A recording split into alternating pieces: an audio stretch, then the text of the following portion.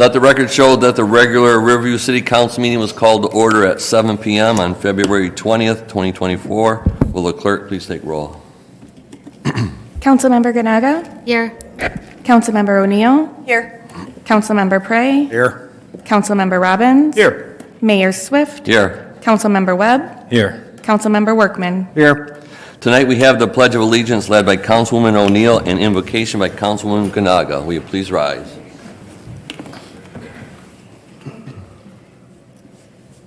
Allegiance to the flag of the United States of America and to the republic for which it stands, one nation, under God, indivisible, with liberty and justice for all. O Heavenly Father, we are gathered here tonight to better serve you by serving our citizens. Inspire in us a deep sense of public duty and a high code of ethics in order to achieve the best solutions for our community. We say this in your name. Amen. Amen.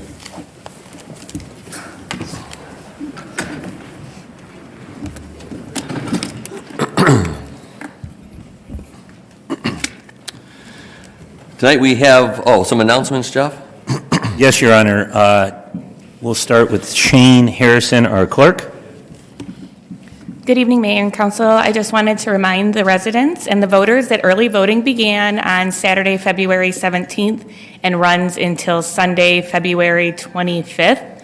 We're open as a precinct from 9 to 5 for the remaining of the week, and then Saturday and Sunday we're open 8 to 4. We would love to see you come visit me and my election inspectors. So, Thank you. thank you. Your Honor, Recreation, Mr. Todd Dickman. Yes, thank you. I just want to announce a couple of events. First of all, we are going to be having a comedy night on March 23rd. This event is going to be sponsored by the Southgate Rotary, and it's a fundraiser to help kick off the Riverview Rotary. So if anyone would like to come out for a night of comedy, there'll be a full meal, cash bar. You can register in the Recreation Department for $30 a person. Also, if any business is interested, we are bringing back our Easter stroll that's been popular over the last few years, which is a walk around the pond on March 16th, prior to Easter, where businesses set up and pass out little goodies to the kids that come by. So if we do have any businesses that are looking to participate in something like that on that Saturday, March 16th, please contact the Recreation Department to sign up and get all the information. Todd, what time is the stroll going to be? The stroll is going to be from 11 to noon.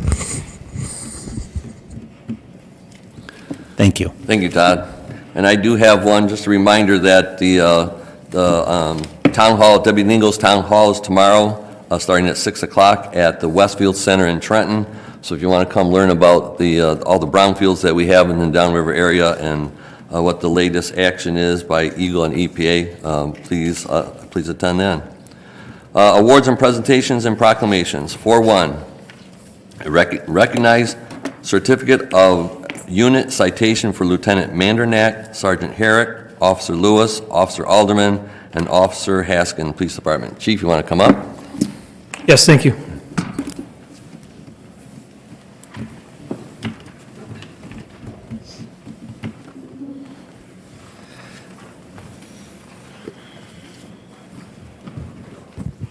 Thank you. First of all, I'd like to explain what a unit citation is. This is to be awarded to the department members who, in the line of duty, perform an outstanding service to the department or community as a team during a critical incident.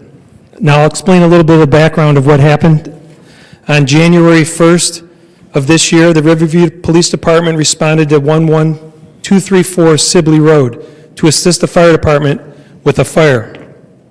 Lieutenant Mandernack, Sergeant Bruce Herrick, Officer Travis Lewis, Officer Adam Alderman, and Officer Dane Haskins arrived on scene and immediately began looking for occupants inside of the house. Officer Lewis breached the door, and Sergeant Herrick went inside and immediately located the resident unconscious in the rear kitchenette area. Officer Lewis entered the smoke-filled room and assisted Sergeant Herrick in physically dragging the resident out to safety. Once outside, all the officers assisted with life-saving measures. As a direct result of this heroic, rapid, decisive actions taken by this team, The victim was able to be revived and transported to Corwell and Trenton. Well done. Good job.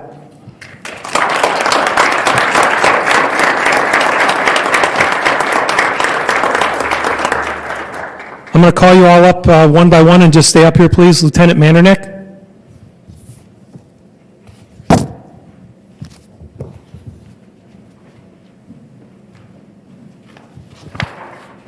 Thank you. Sergeant Herrick.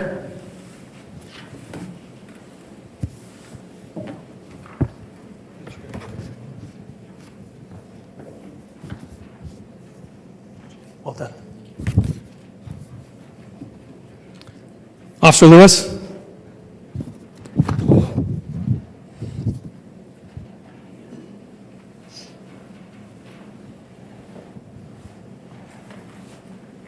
Great job. Officer Alderman.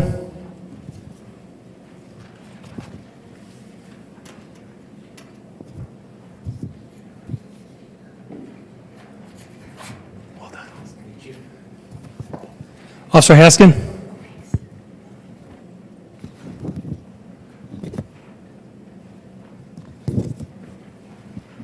Well done. Thank you.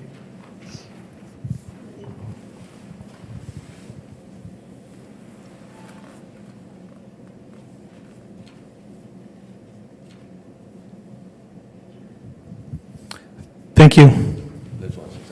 Congratulations, guys. We appreciate all you do for our city. Thank you very much.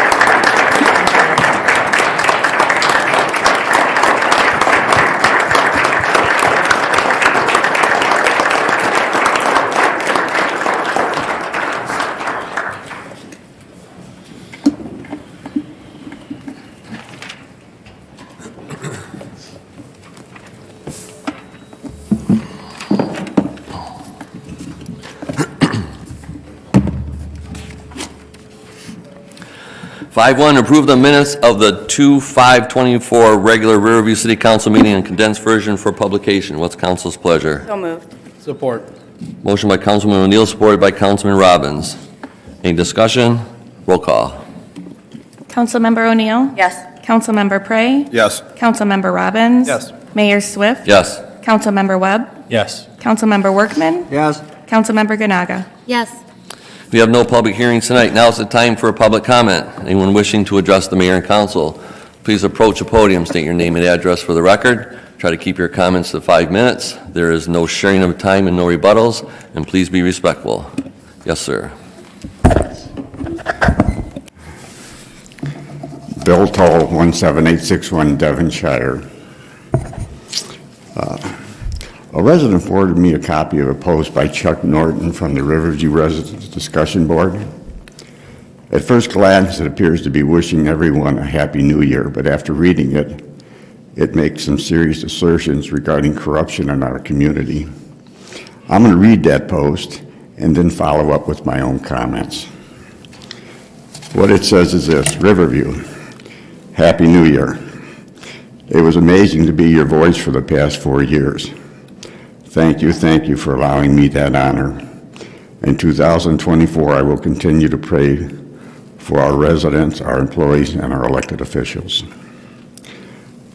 Thinking back on my 4-year journey as a council member, I have many fond memories. I have so many new friends. I don't use that term lightly. They're truly friends. I've also learned who are wolves wearing sheep's clothing. The biggest lesson is corruption runs deep. Corruption runs deep. Who all remembers one of our first meeting in 2019, the mayor states, "Congratulations to Councilman Norton and O'Neill. Once they realize there's no corruption, they may resign." I don't recall that, but no, we stuck around and we were blessed with reinforcements. 2024 is going to be a great year for Riverview. Stay safe, do not drink and drive. These are my comments to sections of this post, where he says, "I have learned who are wolves wearing sheep's clothing. The biggest lesson is corruption runs deep." You know the definition of what corruption is? Dishonest or fraudulent behavior conducted by those in power, typically involving bribery. Chuck was a council member for 4 years.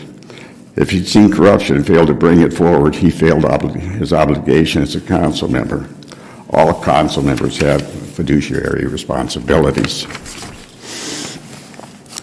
That comment suggests that some current past council members and administrators are corrupt. This just isn't true.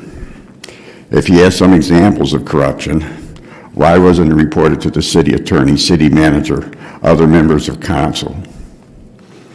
I mean, he owes his community an apology for making those unfounded comments. I mean, I can't understand why this council and administrator have not responded to this type of outlandish assertion. Also, when the dispensaries, second issue I want to hit, when the dispensaries were being promoted by the committee, it was indicated there'd be an anchor business, which would bring any other businesses in. How many new businesses other than that massage parlor have opened up since the ordinance was passed? Now, I can't stay for this entire meeting. I gotta leave. But I would appreciate a response, and I'll catch it on video. Thank you. Thank you. Here's the post.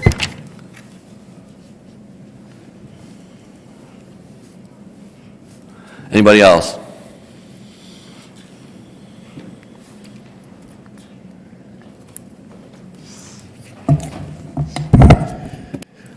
Ken Kyleman, 20243 Coachwood, Mayor and Council. I would once again ask the council to consider requiring that any and all materials that are provided to them in preparation for their meetings and study sessions also be made available to the public where that is legally and ethically permissible. We're invited to come and comment on what's taking place, but the only information we have is the agenda that is provided and what we can gather on our own, and heaven forbid if we can only find something relevant on social media. In comparison, if I can use the city of Allen Park as an example, at their last meeting held on February 13th, they made available, along with the agenda, a PDF containing 204 pages of information pertinent to that meeting. Now that seemed like an awful lot to me, so I looked at the previous two meetings, and for those they provided 42 pages and 102 pages, respectively. We received 0, 0, and 0. Now, admittedly, you'd be hard-pressed to find a resident who would be able to consume all that information and provide helpful feedback on every item, just as no single council person can know everything about every issue. However, we have many residents who have a tremendous depth of knowledge and experience that might be inclined to bring their expertise to bear on a significant issue if the information is made available to them. This is as simple as errors and omissions in the minutes might be caught before their approval, and seeing the complete wording of an ordinance when it's first introduced might spur beneficial comments. And a greater depth of information being provided might instill a sense of confidence in our city and its leaders, both elected and appointed. And if you're concerned that there may be legal issues that would prohibit us from imitating what is practiced in Allen Park, may I suggest that our city attorney contact Allen Park's city attorney and discuss the matter. I'm sure that could be easily arranged. Thank you. Thank you. That's a good idea. Anybody else?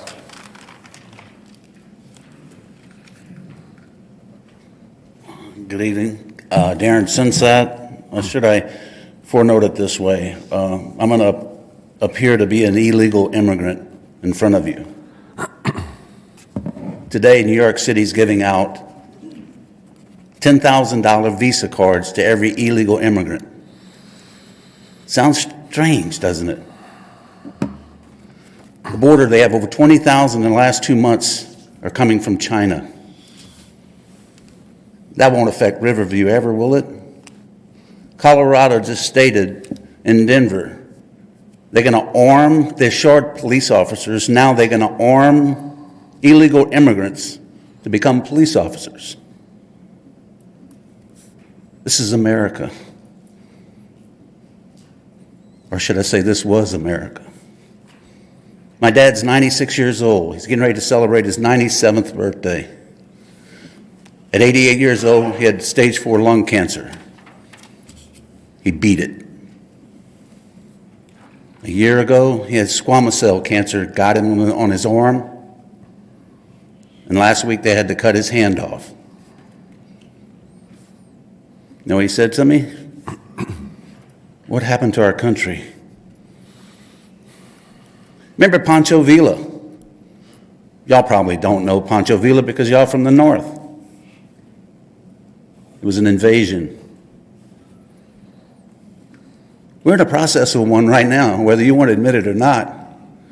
Because if the police tries to get somebody who's here illegally, they're federal, they can't touch them. They don't have a driver's license? Sorry, we can't touch you.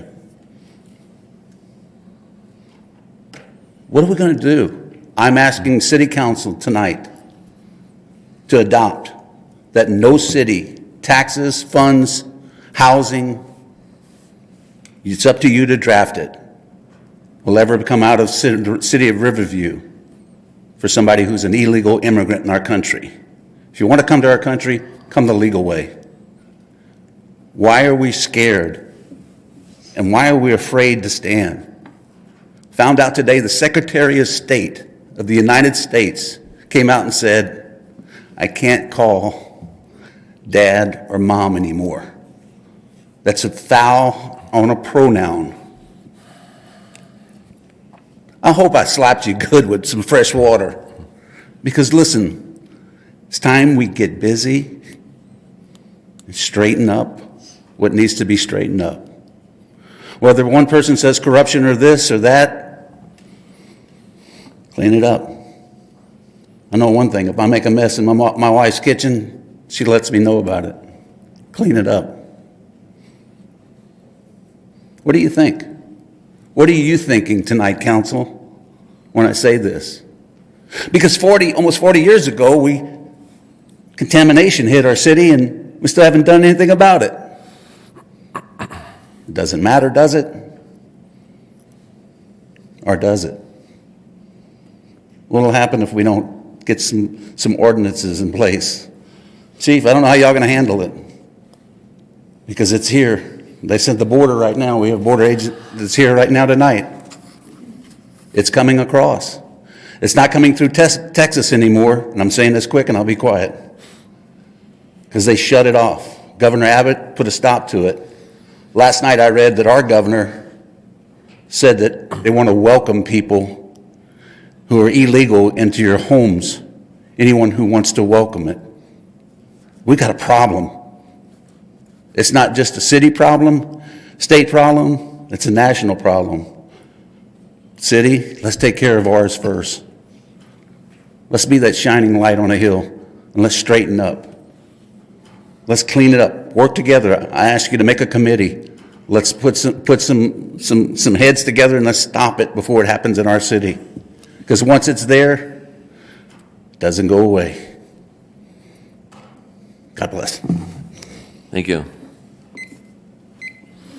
Anybody else?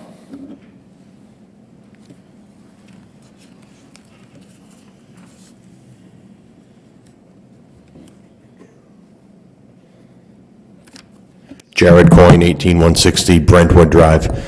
So this might bore you guys a little bit, but sorry. So there's been a change in state statute over licenses to purchase firearms, LTPs. I've been getting calls from state senators, police officers, lawyers even. A lot of departments are trying to apply the statute in good faith. Others are flaunting it.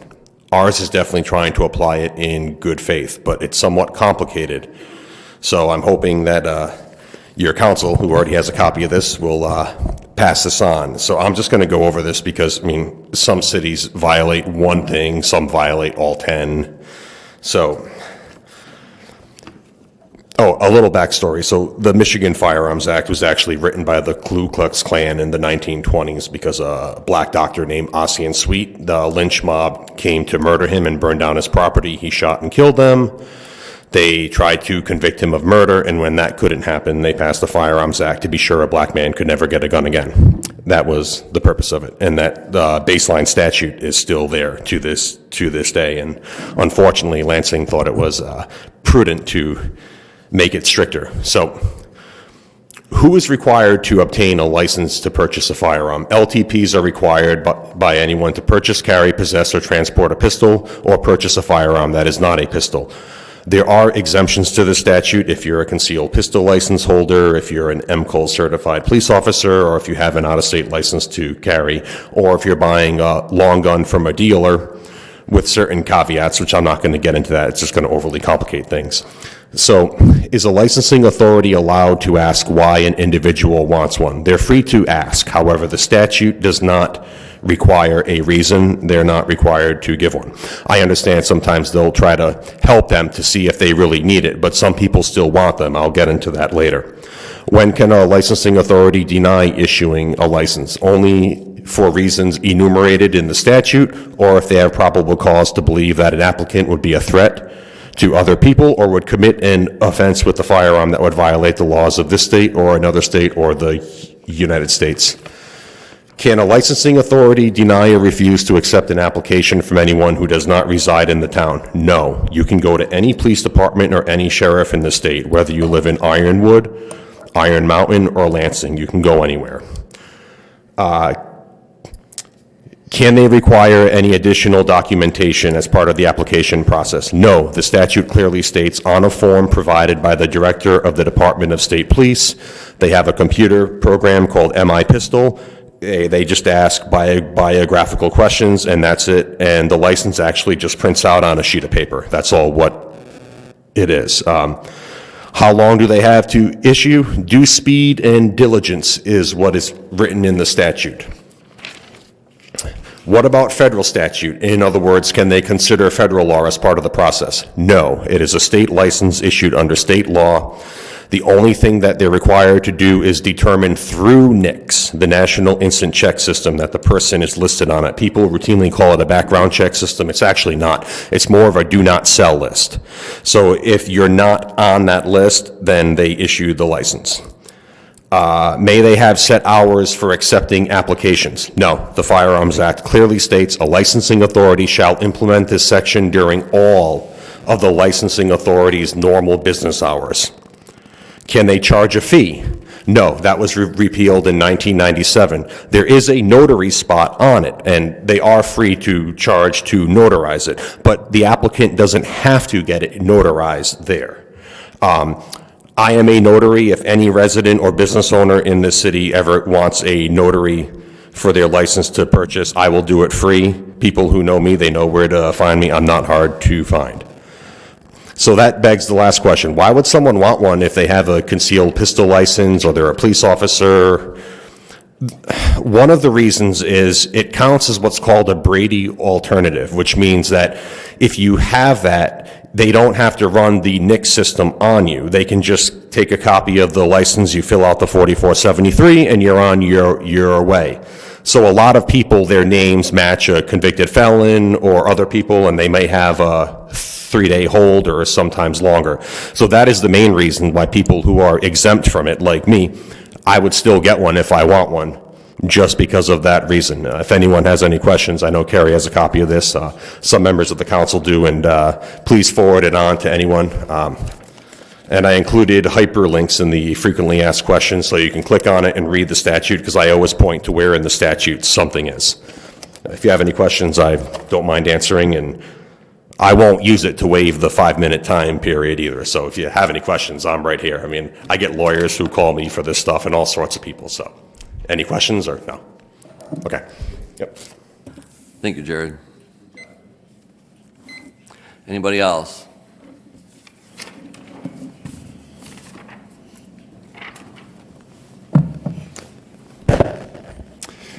Good evening, everyone. My name is Ed Moss. I live at 18207 Blade.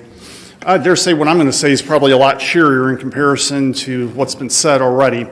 First place I want to start is I want to recognize our city clerk, Shane Harrison.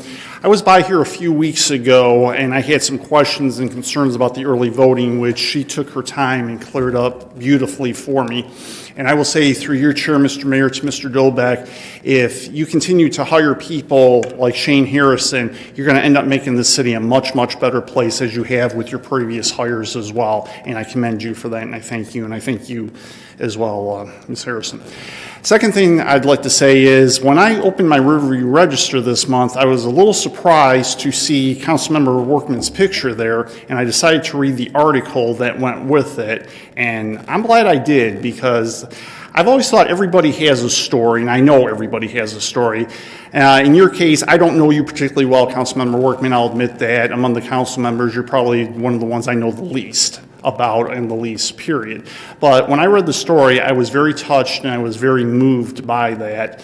And for those who have not read the story, I would highly, highly recommend reading that. So a lot of courage on your part, and I commend you for that as well. And then finally, if I can remember where I was with this. Finally, former Mayor Tim Duran and his wife Luann celebrated their 50th anniversary last week, and I want to give a shout out to him and his wife for that. I had one more thing where I was going to commend a police officer, but in light of the awards and that, I will save that for the next meeting. Thank you.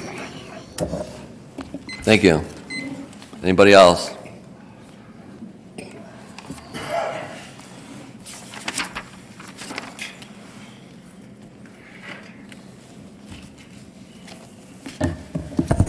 Good evening, Mr. Mayor, Council. Welcome. It's good to see you all. I didn't know my name was going to be brought up during open comments, so I don't want to waste my 5 minutes, but I'd be more than happy to talk to any of you guys about that. I'm here to, first of all, let you know that I know how hard your job is. A lot of you guys up there and gals are personal friends of mine. I want you to know that every morning when I drink my coffee, I individually pray for each and every one of you, because I've been in that seat and I know how difficult it is. I wanted to come tonight to talk to you guys about the methane gas plant, because I have a few questions, and from talking to the residents, I don't think I'm alone. This city went into a 25-year deal with DTE on a newly constructed gas plant that is located on the north side of the landfill, and it's just south of the WJR towers. This project started before I was on council, pre-2019. The landfill committee was instrumental in securing this deal, and all of those, as all of you have read in the mayor's news article, thanking them, including Councilmember Elmer Trombley, James Trombley, Councilmember Workman, Councilmember Coffey, Councilwoman Lynn Blanchette, and the mayor, and thank all of them for that deal. With this new venture with DTE, it has guaranteed that the city will receive a yearly payout with a minimum amount being $400,000. It's a lot of money that the city needs. I'm thankful for DTE because my father spent his entire career working for DTE. I had a very nice childhood growing up because of DTE. With that being said, do I expect any more income than what has been guaranteed? Absolutely not. I'm not planning on that. I would like to share what took place in 2019 until the signing of the deal. Councilwoman O'Neill and I continually asked where we were on this deal. And we had,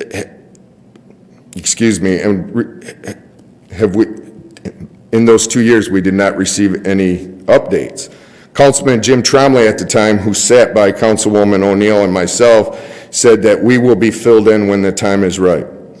Fast forward to the election of 2021, we lost 2 council members, Councilmember Trombley and Councilmember Toll. We gained 2 new council members in Councilwoman Ganaga and Councilmember Robbins. Now there was 4 council members with zero clue of where we were with this potential deal with DTE. Within the first 60 days on the job for council members Ganaga and Robbins, there was an emergency meeting to approve the deal. We had about 24 hours to be made aware of this meeting. That happens a lot when you're dealing with contractors. I'm well aware of that. I had already had a prior commitment for the time of the meeting, and Councilwoman O'Neill was recently headed on a pre-planned vacation. The meeting took place, and the vote was 5-0, if I recall correctly. I do not think that council members Ganaga and Robbins were told that this new deal would possibly increase the requirements for the leachate removal, because I didn't know that until I got on the landfill committee. I also did not think that they were made aware of the deal in the contract language about inflation for 25 years, and maybe there is language in there. I'm not sure. That's why I'm here. My first question is, will there be an increase for leachate removal because of the methane gas plant? And is there verbiage in the contract for inflation? That's my second question. The same thing we saw happen with different contracts in the past, and there's a reason that the windshield is a lot larger than the rearview mirror. We need to quit looking in the past. Once the plant was under construction, the council learned that Usher Oil, the company that removes the leachate, had been purchased by a company called Velcor. I think I'm saying that right, Environmental. I've done research on Velcor Environmental. It is the largest entity for wastewater removal for landfills. From my understanding, it is the only place around that does that kind of removal. Before I left council and when I was on the landfill, it was shared that the increase that Velcor was putting on Riverview was an increase of 300%. That's huge, huge.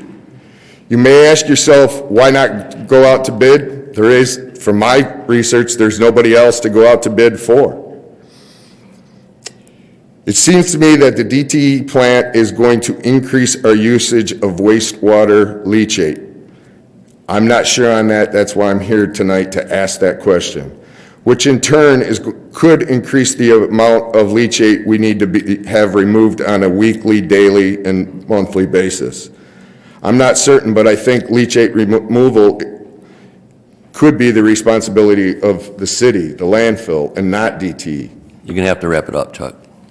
Okay, my fourth question, what is the budget for the leachate removal in the upcoming fiscal year for 24-25? On page 145 of the budget book, we had for 22-23, $180,000, and 23-24, $400,000. I have more to say, but I'll come back for that. Thank you for your time. Thank you. Oh, anybody else? Seeing none, we'll move on.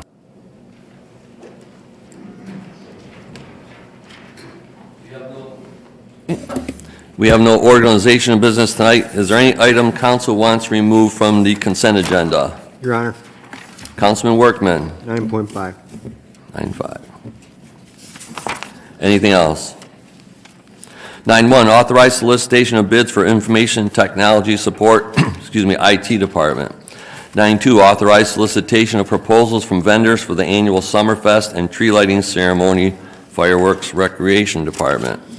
9.3, a solicitation of bids from vendors for brownfield investigative review and general brownfield consulting. 9.4, approve budget amendment finance. What's council's pleasure? Somebody. So move, Your Honor. Motion by Councilman Workman, supported by? Support. Councilwoman O'Neill. Any discussion? Roll call, please. Councilmember Prey? Yes. Councilmember Robbins? Yes. Mayor Swift? Yes. Councilmember Webb? Yes. Councilmember Workman? Yes. Councilmember Ganaga? Yes. Councilmember O'Neill? Yes. 9.5, approve a budget amendment A. Councilman Workman. It's an awful lot of money. I'd just like an explanation on it. Jeff, give us some background on this. Yes, Your Honor, when the fire department, and I'll let the fire department speak directly to it, but let me give you an overview. When the fire department put its budget together for the 23-24 year, they put the budget together based on a full-time number of employees and a part-time number of employees to supplement that. They were short throughout the year and still short on their full-time. However, I started a deep dive with my HR director, Ms. Duncan, and we did find a couple items that we could fix immediately to alleviate some of that overtime, and got with the chief, and we asked the chief to do a deep dive in his operation to come up with some ideas to save off some of the overtime costs. So I'll let the chief speak directly to it.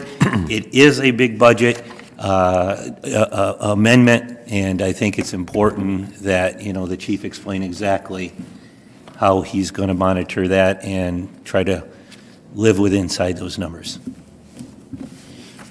Good evening, thank you. Councilman Workman, to answer your question, the city manager is correct.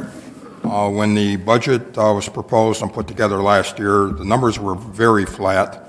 One of the things that we did, recognizing that the number of part-time personnel that we had was not working out, and quite honestly, oftentimes it leaves us with shortages.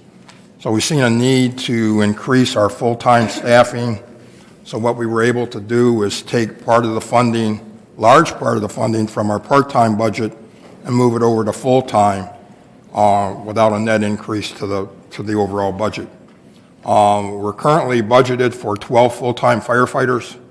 As we sit here today, we have 10. During this period of time over the summer, we lost 3 full-time firefighters within a matter of a month and a half or so. Our part-time numbers are down.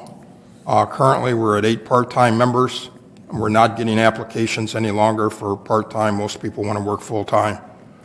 So consequently, a combination of those things contributed to the overtime. However, since then, we've put in a number of things internally to control overtime, reduce overtime, so on and so forth. So there's a number of internal things that we have done since then to also try to curb this and stay on top of it. The budget amendment that you're looking at tonight, those numbers are taken from our full-time budget. Consequently, where that comes from is our full-time numbers are down. I know at the end of the second quarter, I think we were at 38-point-something% of expenditure for the first half. So those numbers are coming from the full-time. It is our goal to increase and properly staff with our full-time people. We hope to do that. We're currently in contract negotiations, and I'm hopeful that once that is finalized, the word will get out like it has previously, and hopefully we'll attract some more new candidates. But we continue to try to fill those open vacancies and provide the service that the citizens of the community deserve and expect. And Chief, to what you said, you did change a couple policies, and that was important to the internal workings of the department to kind of control the overtime. So I want to make sure they know that you did do that. So, Councilman Workman, any follow-up? Yes, to the city manager through your chair. You'll keep us posted on where this is at. We're not going to continue this, or if we have to, at least let the council know why. So, Your Honor, to Councilman Workman, Ann has been doing a very good job of tracking this on a monthly basis, and she lets me know. I do look at the report. We have to have the fire services, of course, ALS, and we have to provide that service to the city. So we are monitoring it on a monthly basis, and should there have to be additional budget amendments, changes, we will bring that forward to council and let them know how we're doing. So that Ann has done a really good job of looking at all the departments' budgets, and this was a huge adjustment, so we felt it important to bring it right away so that we can put it on the radar and track it on a monthly basis, so to see how we're doing. Anything else? One last one. Go ahead. If it does go next time, I would appreciate not getting a $125,000 hit. Let us know a little bit sooner than that. Absolutely. We did the first quarter, and that's when both Ms. Duncan and I did a deep dive into the overtime, and then we brought Ann in, and we wanted to see what the heck was going on. So again, Chief changed a couple policies. We changed the way that some of the overtime was earned, and we feel that it's going to flatten out now. We can't guarantee it because you never know when firefighters decide to switch positions and leave the city. It's all based on numbers and hours, right? Chief can tell you how many hours he needs a year from each firefighter, so that's what we're going to manage. But as the chief mentioned, the contract's on the table. Hopefully with this new contract, it'll solidify candidates wanting to come to Riverview and be firefighters for the city of Riverview, which Great. will help with overtime. Thank you. Thank you. That's all I need. Thank you, Chief. Thank you, guys. Mayor, I have a follow-up question, if I may. Go ahead, Brian. Councilman Webb. I'm In the sorry. justification, there was a statement, I would like to read just a partial part of that sentence and then ask the question. The loss of 3 full-time firefighters increased overtime costs by approximately 600 hours of scheduled overtime per month. Is that an accurate statement, per month? And can we get any explanation why it's per 600 per month? Chief, can you, in the details, answer Councilman Webb's question, Yes, please? thank you. That is correct. Actually, based on the schedule that we're on right now, we're on a 3-platoon system, so on average, each firefighter is 192 hours per month. So that's why I said that the average is about 600 with the loss of the 3 full-time members. Thank you. You're welcome. Okay, we'll move on. 10-1, adopt resolutions, We have to vote on that. Oh. On that, the budget. Okay, we need a motion then, I'm assuming here. I'll make the motion. Motion by Councilman Workman, supported by Support. Councilwoman Ganaga. Any further discussion? Roll call, please. Councilmember Robbins? Yes. Mayor Swift? Yes. Councilmember Webb? Yes. Councilmember Workman? Yes? Councilmember Ganaga? Yes. Councilmember O'Neill? Yes. Councilmember Prey? Yes. 10-1, adopt resolution establishing new golf course rates and fees for the period beginning March 1st, 2024. What's council's pleasure? So moved. Support. Motion by Councilwoman Ganaga, supported by Councilwoman O'Neill. Any discussion? Roll call, please. Mayor Swift? Yes. Councilmember Webb? Yes. Councilmember Workman? Yes? Councilmember Ganaga? Yes. Councilmember O'Neill? Yes. Councilmember Prey? Yes. Councilmember Robbins? Yes. 10-2, adopt resolution approving land division of 15831 Pennsylvania Road from the Planning Commission. What's council's pleasure? So moved. Support. Motion by Councilman Prey, supported by Councilman Robbins. Any discussion? Roll call. Councilmember Webb? Yes. Councilmember Workman? Yes? Councilmember Ganaga? Yes. Councilmember O'Neill? Yes. Councilmember Prey? Yes. Councilmember Robbins? Yes. Mayor Swift? Yes. 11-1, accept the Planning Commission's 2023 annual report. I would just, before I ask for a motion, I would like to thank the Planning Commission for all their hard work, and the chairman, Scott Williams, who was here out in the audience today, did a great job presenting the overall plan to the city council during our study session. So I just want to say thanks, Scott. You guys did a great job. With that, I'll look for a motion. So moved, Your Honor. Support. Supported by, or motion by Councilman Workman, supported by somebody from this side. Who was it? Councilman Robbins. Any discussion? Roll call, please. Councilmember Workman? Yes? Councilmember Ganaga? Yes. Councilmember O'Neill? Yes. Councilmember Prey? Yes. Councilmember Robbins? Yes. Mayor Swift? Yes. Councilmember Webb? Yes.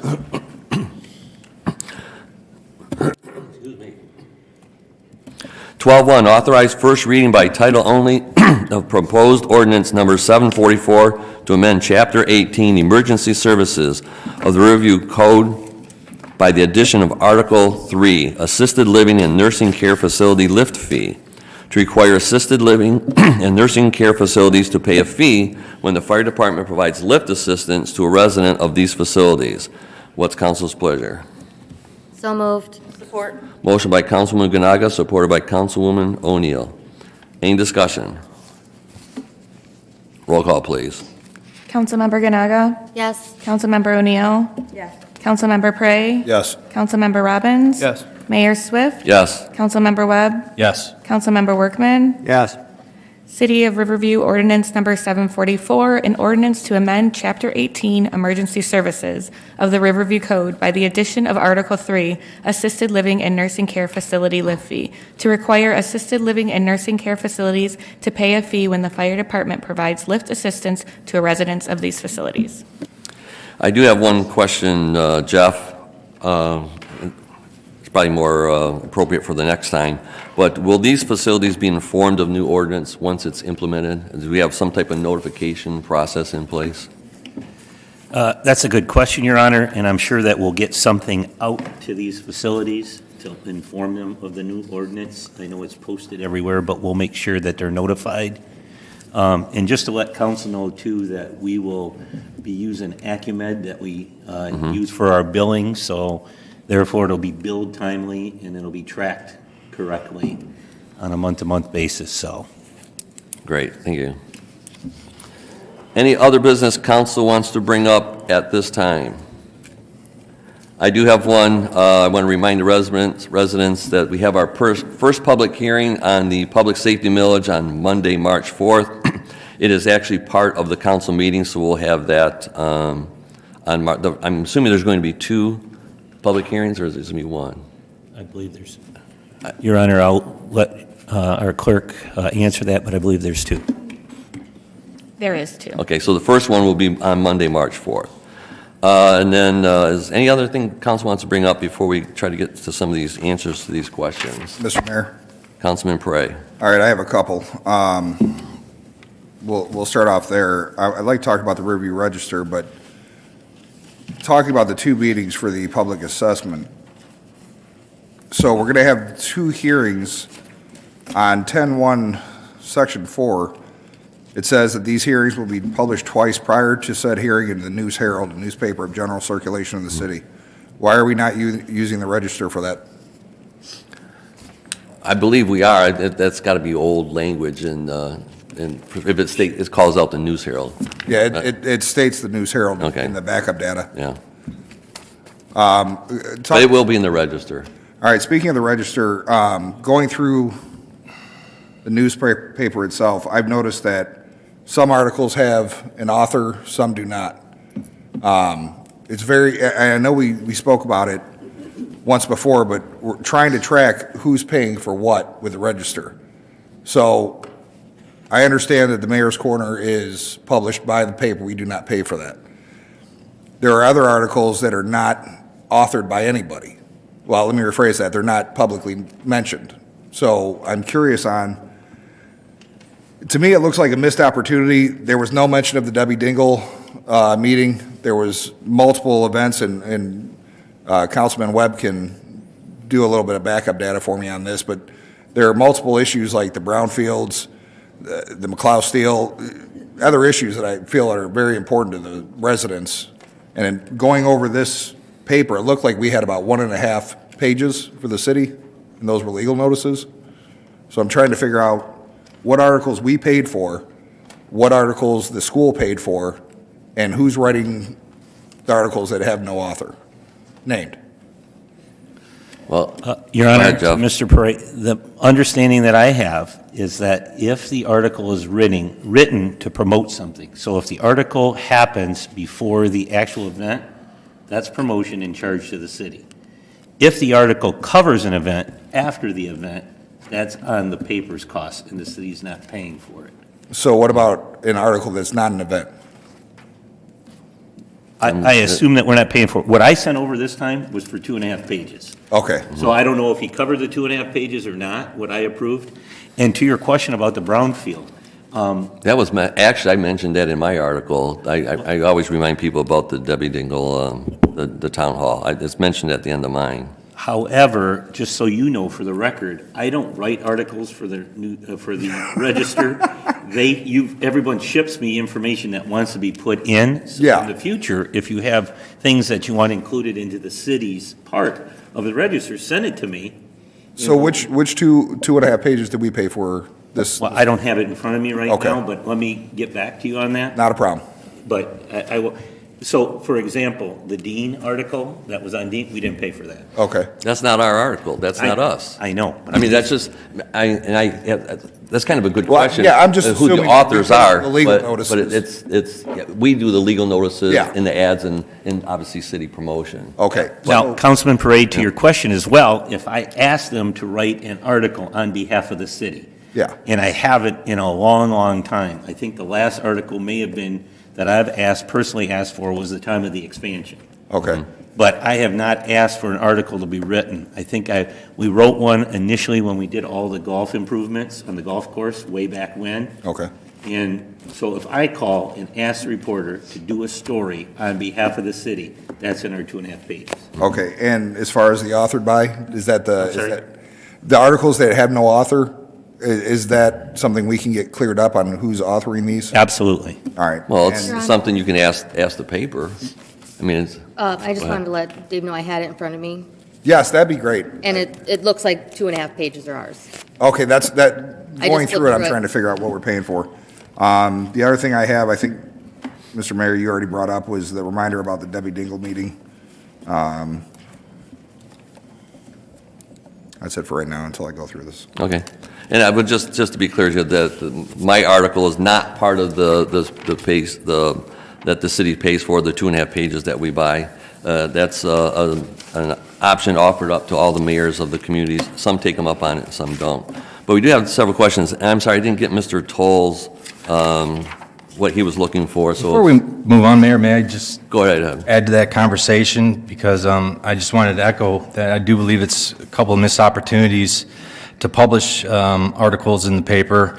Yes, you did speak to the town hall coming tomorrow in your section, but there was, a very nice ad that Congresswoman Dingle had made up, and I think that would have been a great opportunity to have that in the paper, so it's on its own, it's quick and easy to recognize the information. You don't have to drill through, not that people wouldn't, but go through the mayor's corner to find that information. And then secondly, the public hearings, which is very important to all residents of Riverview, which is what our tax dollars are paying for, to be informed of that type of activity. So I would definitely hope that for the next hearing that there's an article in the Riverview Register for that. And then the third missed opportunity is the clear and concise EPA press release about the calcium hydroxide at the north end of the McLeod at the Riverview Trenton Railroad, warning residents that signs have been put up because there is a caustic material that when mixed with water can cause severe irritation, burns, blindness if it gets in your eyes. So I would encourage you, if you're on Facebook or the internet, to look through the Facebook pages to find that information. But I would still think it's an opportunity next month to have that press release added to the Riverview Register if we could pay for that or take it as part of our 2.5 pages. That's a good idea. Your Honor, to Mr. Councilman Webb's question about the public hearing for the public safety millage, I don't believe that we had enough time to get something into this paper between the time that you approved the hearing and actually approving the hearing date. So I think there was something in the timing that it didn't work to get to the paper in time. However, I can tell you that it's going to be put on the website, it's going to be put on social media. We just started the campaign. So there will be a campaign plus notification for all the residents of the upcoming public millage hearings, dates, times, information, And what thank it you all for mentioning means, that. all of that. So Yeah. we will get to that. I checked the official page today on Facebook, and I didn't see mention of the town hall, the public hearings, or the calcium hydroxide. I think that's another opportunity that we could get the information out to the public. But just to finish, about maybe some transparency that we could provide to the public. I know Mr. Kallman's come up here multiple times, sent emails to the council about his request to have the agendas provided with background. If nothing else, I know it'd be quite a bit of a packet to print out online or on paper, but we could provide that online. So I'd like to suggest that we could bring this up in a upcoming study session so we could discuss with the city attorney what the caveats are about providing the information, and then move forward providing some sort of background to the public. Because I do believe, as Mr. Kalman said, that they can be involved in the discussion, provide information, feedback, ideas that they wouldn't normally be able to do without that background. That's my statement. Thank you. Thank you. Anybody else? Okay, so to get to the questions, I think most of them from former Councilman Norton. Jeff, Kevin's not here. Can you address the gas plant and as it relates to leachate? It is correct that the gas plant will generate leachate that we have to haul, I believe. So give us the 30,000-foot view on that. And Your Honor, I think that in that question, that is correct. The plant will generate some additional leachate because when you scrub for pipeline gas, you're getting more leachate than when you're scrubbing for methane gas for electricity. So there is a little bit more. However, you got to remember, we also opened Cell 7, which is another 17 acres. So we actually have more of an open site. And how do you get leachate? Well, there's a couple ways. It's from the fermentation of the garbage that is, disposing under the ground, and also rain and snow and precipitation. So when you have 19 more acres that you're collecting water from, you're going to have more leachate. Now, with that all being said, we know that PFAS is coming and coming hard. So we're going to eliminate our pump and haul fees with a new plant to treat the PFAS for not the new water treatment plant, not only to do the BODs, the PCBs that it currently does, but it's going to do PFAS, and it's going to do the condensate from the gas plant and from our hill, meaning leachate. So that will be all addressed, but yes, ex-Councilman Norton is correct that the fee went up 300%, and I could look at my calendar, but I think I spent 14 days trying to find another source to haul that, and there's really only one game in town. So I think the question is this a monopoly that they have on this? I know it got so bad that the big haulers or the big landfill companies decided to get into the trucking business and do their own pump and haul, and that just doesn't make sense for us because we have one landfill when they have multiple landfills. So we actually looked at the numbers for that as well. So it is going to be a problem for a short term, but I think we have a long-term solution, which we're going to build a plant bigger than what we need with the idea that we've got to check all the rules and regulations, but maybe we'll be a leachate site to treat this and make it a revenue generator instead of just a cost center. So we'll see. That's on the table. Another question you had too is, obviously we have a guaranteed of $400,000 a year in royalties. Is there an inflation factor built into that? That's a good question, but I don't know. I don't know if we do have an inflation factor. And I'm not, I came late to the game. I came to the game about the same time that with this agreement. I did not get involved into it until the 11th hour. I got involved about the same time Council Member O'Neill and Mr. Norton got involved. This was done by the prior city manager and budget and finance director. So I don't know that contract like I probably should, but I have been spending some time with it. And we're going to get a meeting with DTE later this week, hopefully, to tell us about when their pipeline gas is fully commissioned and when they start generating revenue for the city. Thank you. Mr. Mayor? Councilman Prey. To Jeff through your chair. So the number 400,000 keeps getting mentioned. Just for accuracy and just for the record, it's actually 440, correct? 440,000. Because of the 40,000 in for here the. To Mr. Go ahead. Councilman Perrin. You're using the 440, which is accurate now because we have shut down the pumping station. Yes. And so those 100 SCFMs extrapolated over 1 year would equal to 440,000. Yeah, I know it for myself, but I want to make sure all the residents are informed as well. And it says in the agreement 400, but that's carving off those SCFMs that we're going to use. We're no longer using those. So we're sending them to the plant to be made. And therefore, the estimate, which is done by the engineers, is another $40,000 in royalties. Copy based that. on 100 SCFMs for 365 days a year. Copy that. Yep. I have a question. Go ahead. Where is that 400,000 going? We said in the agreement that the net revenues were going to go to the OPEB trust, and each year we have a minimum of $200,000 to the OPEB trust.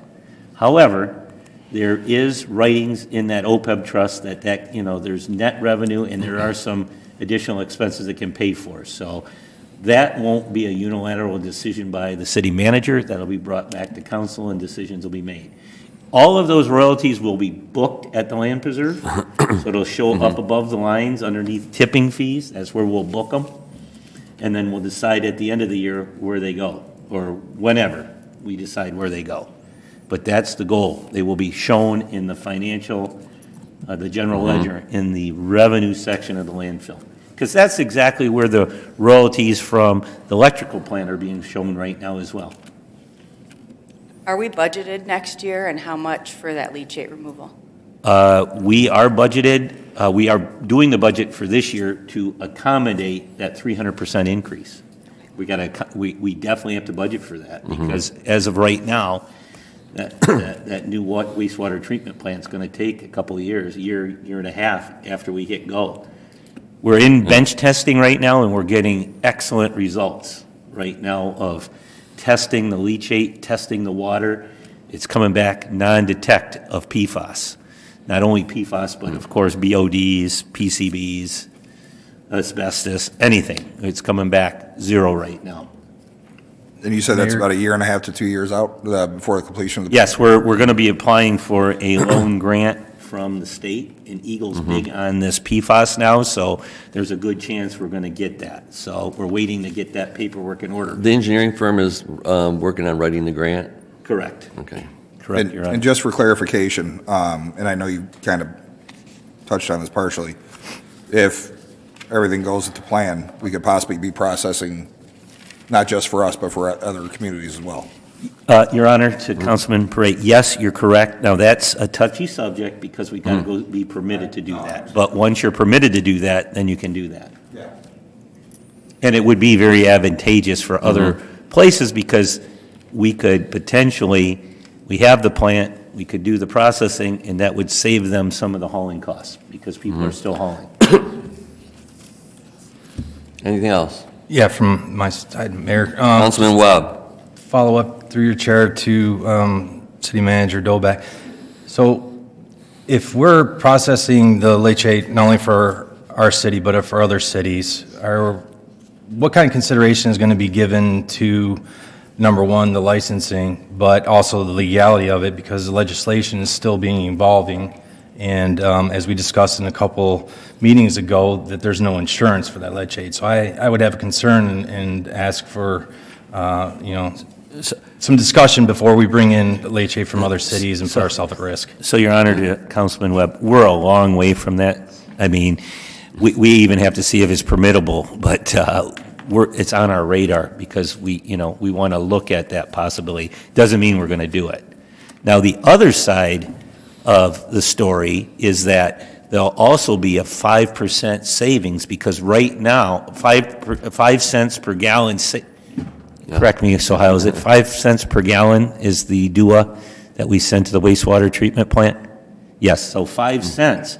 If we're cleaning the water and we get and it's clean, we're going to be saving money on the wastewater stream to DUA because our new system's going to be taking out way more particles. They measure what we send them, DUA, and we pay that. We pay for that. If we're sending them a clean discharge, then we won't pay that fee. And let me give you an example. If you say, well, why is that important? We process 50,000 gallons a day at 5 cents per gallon. So do the math. That's a huge savings with a potential new water treatment facility. I have another question. Go ahead. Related. We never got the information on how much the landfill expansion cost the city.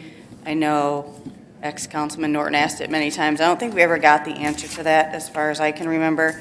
And I know landfill expansion was a discussion at the last study session, so can we get that information? Is that find outable? I mean, where are you going to? Well, Your Honor, to Council Member O'Neill, I think we can categorize it in some kind of fashion. I don't think we're going to vouch every invoice that was paid for. A close roundabout Yes, estimate would be We great. would do some kind of an estimate and put some kind of estimate together. But yeah, we can do that, sure. Anything else? With that, I'll look for a motion to adjourn from Councilman Workman. So move, Your Honor. Is there support? Support. Supported by Councilwoman O'Neill. Any discussion? Roll call. Councilmember O'Neill? Yes. Councilmember Prey? Yes. Councilmember Robbins? Yes. Mayor Swift? Yes. Councilmember Webb? Yes. Councilmember Workman? Yes. Councilmember Ganaga? Yes.